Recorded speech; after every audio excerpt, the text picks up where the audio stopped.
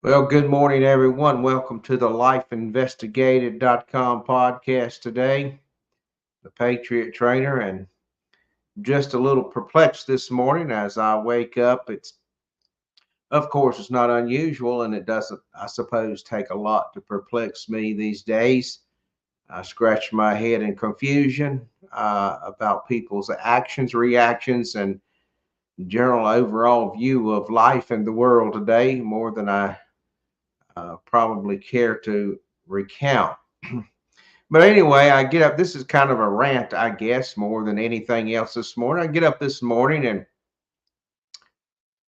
turn the local news on, and there's a story about a NFL football player. It's a headline news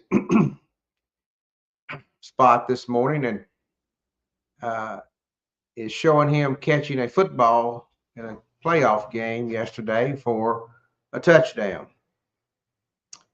He's all excited, throwing the ball up in the stands and acting like a Neanderthal or something. And anyway, number one, why is it news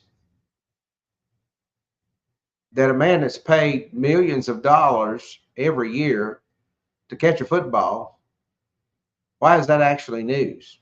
Is what I would want to know. And then number two, the other thing that perplexes me is because his little socialist communist girlfriend, who is an elitist now, who is using her money and her influence to try to take away the everyday American's freedoms. He supposedly makes a little heart symbol towards her wherever she's at, up in the elite boxes somewhere that most people that were at the NFL game could not afford to purchase the rights to be there. And all according to the newscasters, that's just such a darling thing, assuming he was making his little heart symbol towards the little twit that was sitting in the press box or wherever she was at. Not press box, but owner's box or wherever she happened to be. So that just I just said okay. So I turned it over on cable, over on the cable, and made the mistake of turning on Fox News, Fox and Friends, and lo and behold, there was that little twit announcer with the same story. It was headline everywhere I went this morning. Oh, it's so sweet. He made the heart symbol. Who cares? Both of the people are socialists. They don't care about the common person, no matter how much they try to present the image of I'm giving this to charity and I'm doing this. It's all for their special agenda. These people, they're all in the same basket. All of these multiplied millionaires and billionaires, these folks are in the same basket. They're out to control your rights, to control your voice, and to encapsulate you into their awe, to make you, when you look at them, you're going, oh. And that's what these newscasters were doing this morning. You fool. The Word of God says that Satan himself comes disguised as an angel of light. Now, I'm not saying these two people or any of the other elitists that I'm talking about are Satan, but they certainly have the indicators of more of a antichrist spirit in their actions and their lifestyles and what they do and what they represent than they certainly do that of Christ. And whether you're a believer in Jesus Christ or not, this is not even about, I didn't, my intent is not to make this about religion solely this morning. It's just about common sense and the perplexity that I feel when common everyday working people can't grasp this.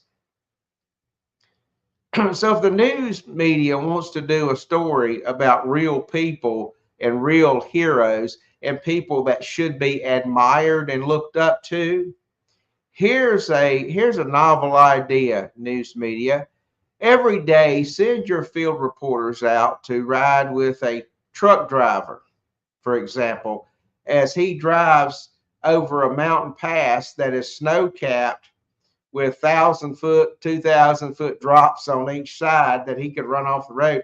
He's got a load of perishables on his cargo, and he needs to get it to the processing plant or to the distribution center so people can have food to eat.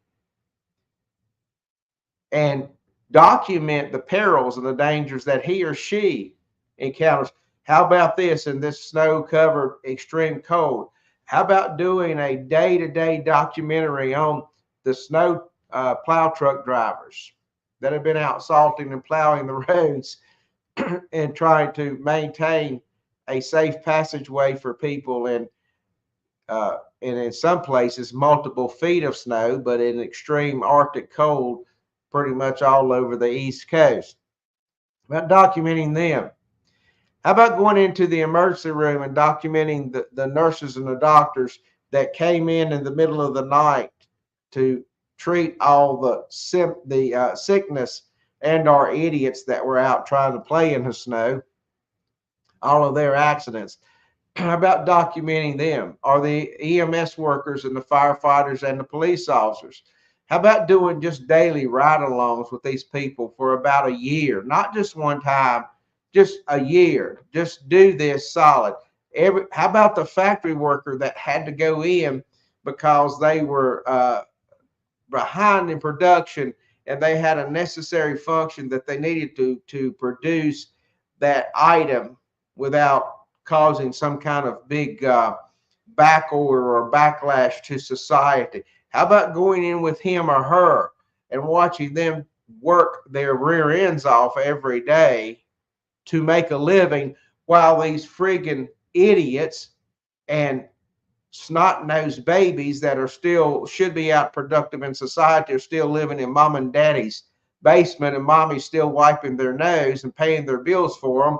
The only time they go out is to get a new a new headset for a game or a new computer or get them some fast food or something so they can get a little bit fatter and a little bit unhealthier. Or if they go out for one of these paid protests that these same elitists that I began speaking about in this podcast have paid them to go out and protest something that they don't even have a freaking clue what it is. It's amazing, all these people protesting, all these little socialist punks protesting Israel, and they don't even know where Israel's at. They don't know what Israel stands for. They're hating on Jews and don't even know what a Jew is. It's amazing. Just amazing. I mean, like I said at the beginning, I guess it doesn't take a lot to amaze this old man these days. I guess I'm easily amazed. I am not easily amused, though. I think this is pathetic. I think it's sickening. I think it's sickening of my local TV stations to propagate the kind of stuff that they do. Of course, they're owned by the socialists and the communists that own the news media. The China, in Hollywood, I mean, the Communist China Party owns Hollywood. You folks realize that. We are at a preface of time that everyday common sense people who make this country function every day, we can't keep staying silent, even about some of these things that just appear to be a rant or just silly on my part. I'm dead serious about it. Why is pathetic? It's pathetic that we have lifted these people up to God's status, that we lift a sports figure up to God's status, that we lift an entertainer up just because she can shake her behind and dress like a slut and, sing a song or write a song, that we lift her up to a goddess statue. And I'm talking about all of them, not these. Why is that? What's so fantastic about any of them?